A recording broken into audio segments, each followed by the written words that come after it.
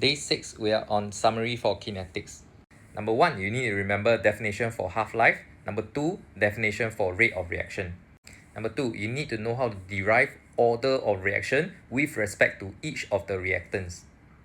There are two main methods to do this. Number 1 is to find the initial rate by drawing a tangent at t equal to 0 in the graph given.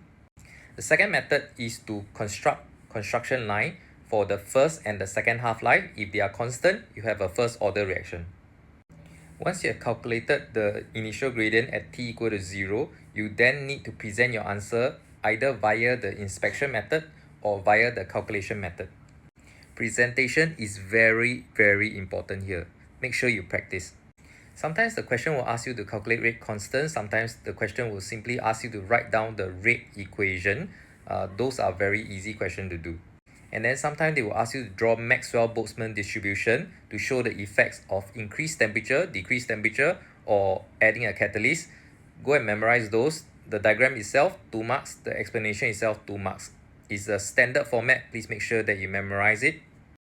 Number 3, there's a very important concept in kinetics known as the pseudo first order reaction, where all of the reactants are made in excess except for one. The usual way they like to ask the question is, how would the half-life change if the reactant that is in excess is double or half? How would the half-life change? And you need to know this concept, right? That if the reactant that is in excess, it will affect the t-half, but it will not affect the rate of reaction. Once you understood this concept, you are well on your way to scoring A for kinetics. Please also know how to calculate the number of half-life needed for the concentration to fall from initial to a certain concentration. This is very important for MCQ in kinetics.